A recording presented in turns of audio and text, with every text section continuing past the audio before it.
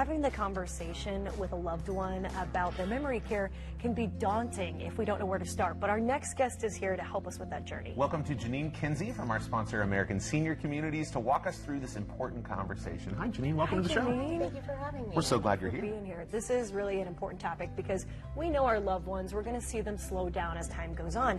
But if we see any cognitive changes, that's when it can be really concerning. So what are some of the signs that we need to be looking for? So often when we think about dementia, we think about confusion. But one thing to really look for is confusion in familiar situations. So if you have somebody who has trouble with operating the coffee maker, but we know they make coffee every day, that's something to be concerned about.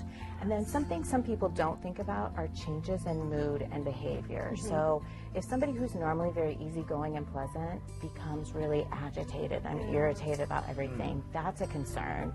And then behavior changes. So if you start to see changes in self-care or home care, like you've got a parent that hasn't showered in several days, or you start to see trash around their apartment or house, those are changes that can be concerning. Yeah, these are things to look for. We were talking before you came here, Ryan and I, my grandpa, for example, I know he would be driving home and then he'd get lost, and that's how we knew something was up. Absolutely. So it's like you said, familiar places, but changes in that way. Janine, when it's time to begin this dialogue with a loved one, what does that look like, and maybe what are some of the questions that people can ask? So the first thing I always like to say is it can never happen too early. So ideally, we all want to talk to our loved ones about what their goals are for their later days and what's important to them so that we're not waiting until there's a big problem. But if we are noticing some changes, the most important thing is to talk to them without them feeling judged or defensive. So instead of saying, you know, why haven't you changed your clothes in 3 days? What's going on? Which will immediately make that person feel bad about themselves. You might want to approach it like, talk to me about how we're getting dressed in the morning. Are we having trouble with our clothes? How do you feel like that's going?